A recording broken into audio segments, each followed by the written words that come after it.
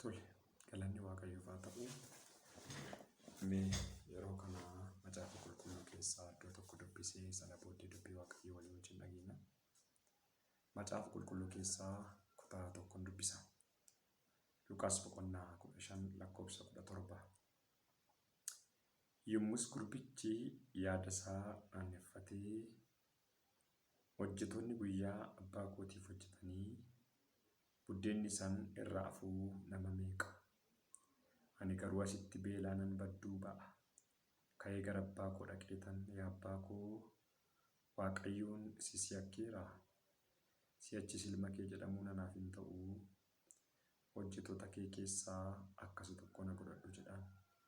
Ka'ees gara abbaa isaa dhaquudhaaf karaarra bu'e. Ammallees karaarra bu'ee dhiifama ammallee fagoodhaa utuu inni dhufuutti jiruu abbaan isaa fuulleetti isa argee garaan isaa mooga'ee itti fiigees ilma isaatti marmee dhungates. Ameen. Itti fufaa dubbisaa hin kadhadha.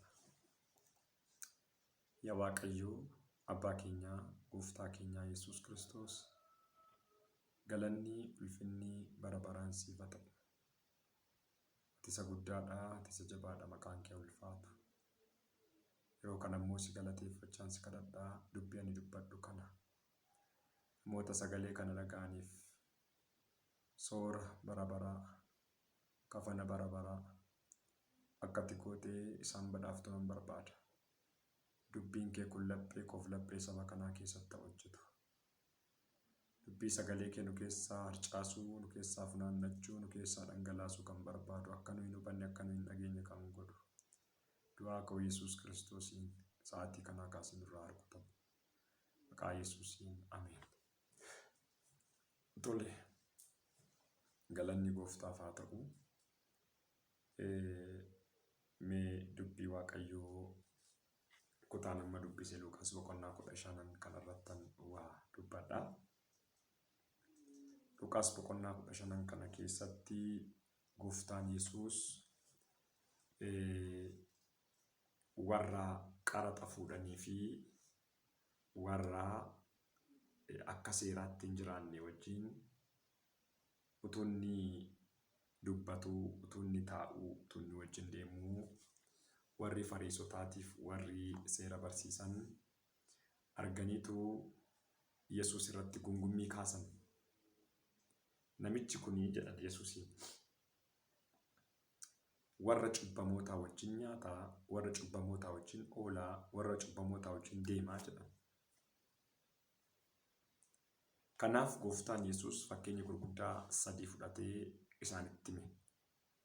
Inni jalqabaa Luqaas boqonnaa 15 lakkoofsa 1 irratti waa'ee namicha oolaa 100 qabu, oolaan 100 keessaa immoo oolaan tokko namicha jalaa bannaan namichi oolaa sii baddee sana barbaacha akka dhaqe argatee immoo akka gammade. Inni lammataan dubartii tokko jirti jedha. Meetii 10 qabdii jedha. Meetii 10 keessaa tokko jalaa bade. Dubartiin kunis barbaaddeetu argatte. Inni sadaffaan dargaggeessa tokkotu bada. Kanaaf waa'ee dargaggeessa kanaan dubbadha. Dargaggeessi kuni mana abbaa isaa keessatti qotisuudhaan qabeenya abbaa isaa dhaaluudhaaf eeggataa jira, qophaa'aa jira, itti guddataa jira. Kanaaf dargaggeessi kun gaaf tokko garuu qalbiin isa badee, yaadni isa badee, foonni isa mo'atee biyya lafaa isa uwwisiifnaan akka jedha. Waanan dhaaluun irra jiru hundasaa ga'ee koo naa kenni. Ani mana kana gad lakkiseen deemaa jedhe. Abbaan mucaa kanaas dargaggeessa kanaa hammamuu haa sossobuu, hammamuu haa yaalu hambifachuuf yoo ta'e illee dargaggeessi kun garuu tole jechuu hin dandeenye. Kanaaf dargaggeessi kun akka jedhe. An kan koo fudhadheen ga'ee koo fudhadheen deemaa jedhe. Abbaan kansaa kennee fi gaafa kansaa fudhatee ba'uu dargaggeessi kun waan fudhate kana calleessee gaalamootaa wajjin jireenya hin barbaachifne jiraachuu jalqabe. Yeroo kana dargaggeessi kun waan qabu hunduma isaa fixee xumuree harka isaa duwwaatti hafe. Harka isaa duwwaatti gaafa hafu dhaqee nama tokkotti of kennuudhaaf yaale. Gaafa inni of kennuuf jedhu namichi waan godhu wallaalee hojiitti kennus dhabee booyyee isa eegsise. Gurbaan kun dargaggeessi kun kaleessa waan argatee waan ittiin jiraatu akka booyyeetti nyaatee fixee dugda duubi isaa yookiis xumurri isaa immoo booyyee guute. Beewasnitti. Namni gaafa mana Waaqayyoo keessaa ba'u birmaddummaan qabu garbicha ta'a. Gurbaan kun mana abbaa isaa keessatti ilma birmadduudha. Dhaala fudhata. Gaafa mana abbaa isaatii ba'e garuu tokko wanti inni godhee waan qabu hunduma isaatti. Lammataan booyyee eeguu jalqabe. Sadaffaan wanti inni ta'e walumaa gala dimshaashatti yookiis walii galatti gurbaan kun garbicha ta'e. Waan nyaatullee dhabe. Hafuurri isaa nagaa hin qabu. Foonni isaa nagaa hin qabu. Qalbiin isaa nagaa hin qabu. Lubbuun isaa nagaa hin qabu. Hundumaan jeeqamaa ta'e.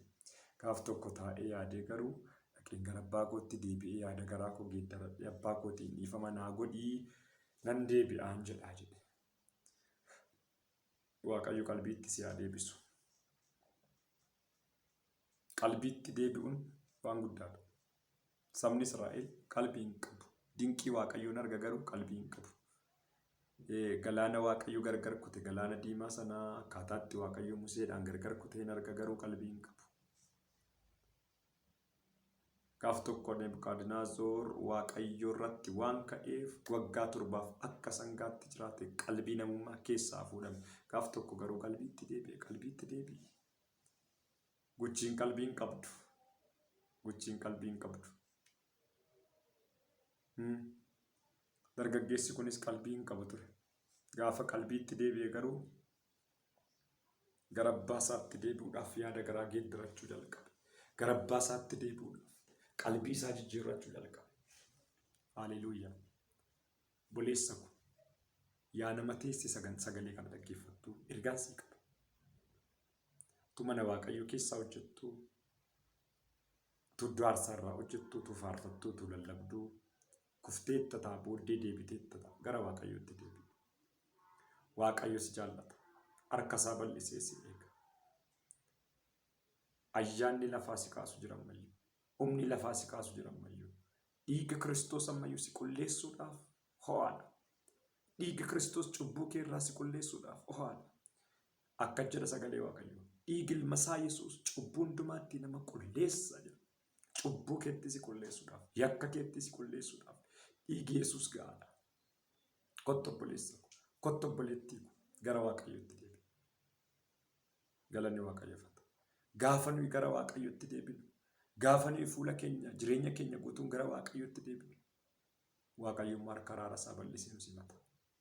Dargaggeessuun kun gara abbaa isaatti gaafa deebi'e, ni jalqabaa tuntuun qalamee warqee kenname.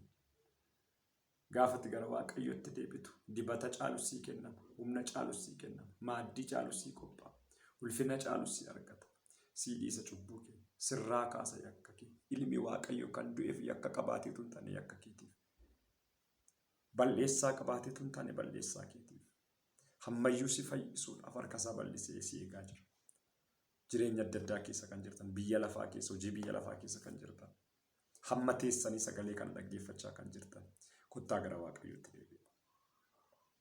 Galanni Waaqayyoof haa ta'u. Qalbiitti deebi'a. Dubbiin Waaqayyoo humna hojjetu of keessaa qaba waan ta'eef jireenya kee geeddaruu danda'a sagalee Waaqayyoo. Jireenya kee jijjiiruu danda'a sagalee Waaqayyoo. Kanaaf kottu gara Waaqayyootti deebi'a. Harka kee ol kaasiiti. Bal'eesseera cubbuu koo naa dhiisi dhiifamaa jedhi. Ammayyuu sii dhiisa Waaqayyo. Galanni Waaqayyoof haa ta'u. Hin kadhatu. Yaa Waaqayyoo abbaa keenyaa, gooftaa keenyaa Yesuus Kiristoos galanni siif haa ta'u. Waa'ee obboleessa kanaa, waa'ee obboleettii kanaa, waa'ee saba kanaa, waa'ee biyya kanaa, waa'ee qilleensa kanaa Gooftaa Yesuus Kiristoos guddisee baay'isee si galateeffadha. Bara baraan galanni siif haa ta'u.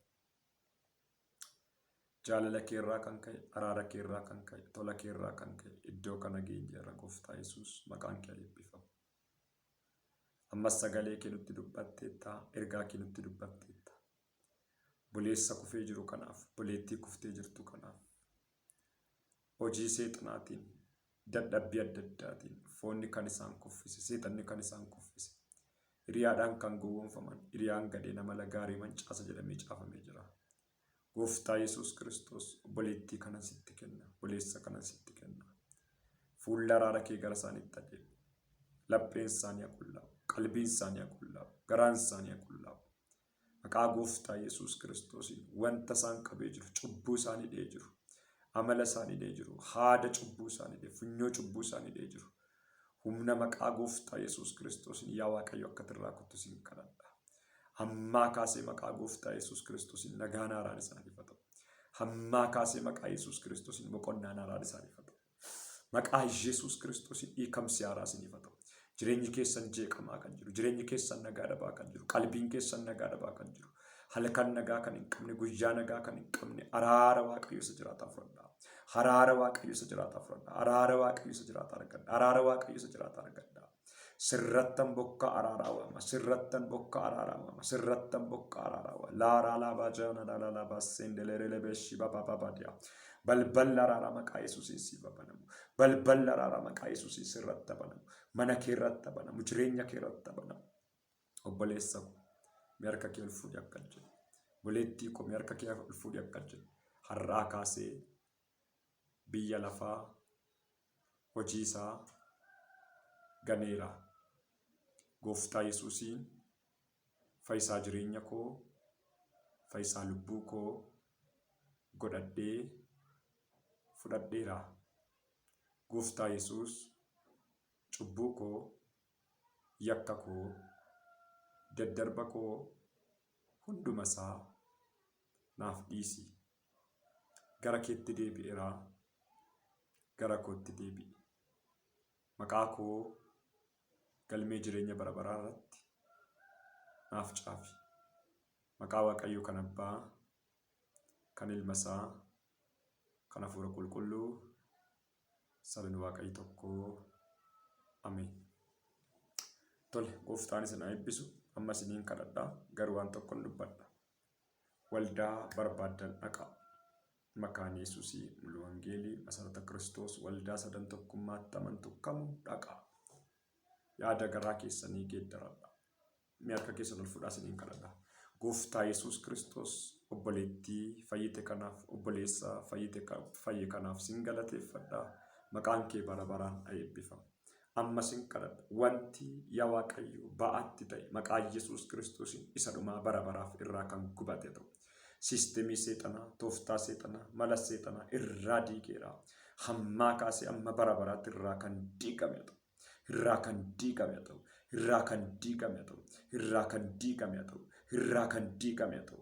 Irraa kan diigame ta'u. Gooftaa galanni siif haa ta'u. Gooftaa ulfinni siif haa ta'u. Haraara kee fulfaadha. Ilaa Gooftaa koo sin kadhadha.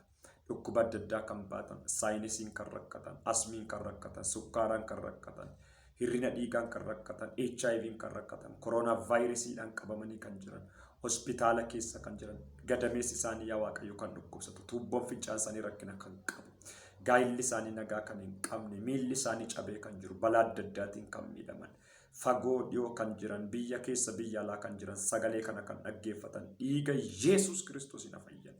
Dhiiga Yesuus Kiristoos hin fayyan. Dhiiga Yesuus Kiristoos hin fayyan. Dhiiga Yesuus Kiristoos hin fayyaa. Fayyaa du'aa ka'u Yesuus Kiristoos.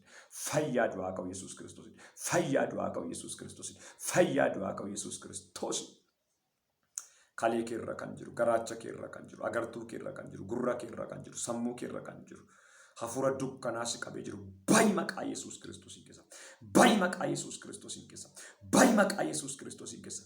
Baay'ee maqaa Yesuus Kiristoosiin keessa. Fincaaniif sagaransi keessaan xaraga. Fincaaniif sagaransi keessaan xaraga. Fincaaniif sagaransi keessaa abbaa warraa kaasa. Oh raalabashii dalaraalaalaalaalaalabas. Reba gantura laba jena la labo selelelelelelelele gantura laba shiba baba baga. Amma kasa bilisaba. Amma kasa bilisaba. Amma kasa bilisaba. Hamma kasa biyya jirtanitti bilisa ba maqaa Yesuus Kiristoos. Afaan kana kan dhageessan kan hin dhageenye maqaa Yesuus Kiristoos bilisa ba.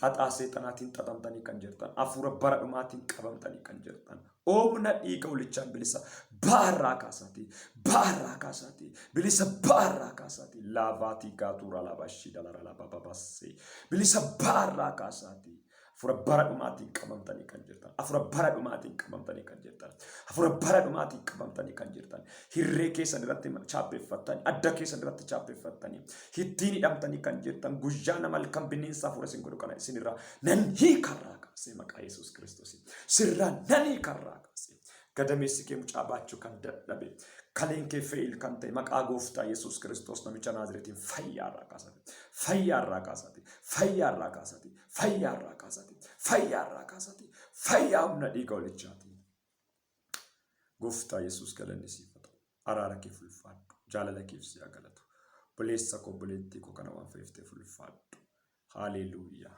ameen tole galanni waaqayyoof haa ta'u maqaan waaqayyoo bara baraan haa eebbifamu amma iddoon jiru waldaa kiristaanaa addunyaalessaa Inoon keessa jira biiroo keenyadha jechuudha akkuma beekamu haalota adda addaatiin isin tajaajiluu nan barbaada chaalenjii guddaa keessa jirra innis iddoon ani jiru haallan keessa jiru beekamaadha namoonni hin beekne ennaa jiraattan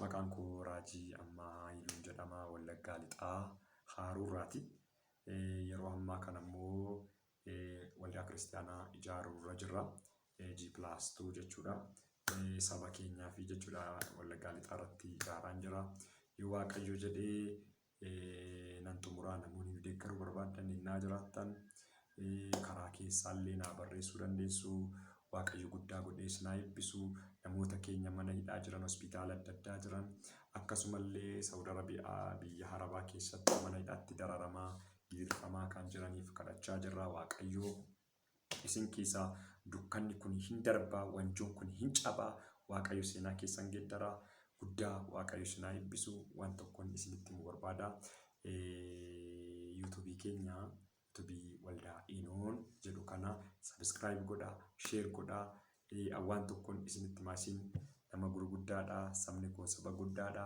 kanaaf namootaan ga'aa boleessi yaada garaa kee geeddaratti qalbii kee jijjiirratti boleestiin yaada garaa kee geeddaratti qalbii kee jijjiirratti jabaadhu gooftaatti jabaadhu gooftaan si haa eebbisu karaa keessaas naa barreessaan isiniin jedha komentii jalatti karaa feesbuukii illee naa barreessaan yeroon seenuu isiniin deebisaa sagaleedhaan isaa ta'uu jajjabina keessaniin barbaanna guddaa galatoomaa waaqayyo isin haa eebbisu shalom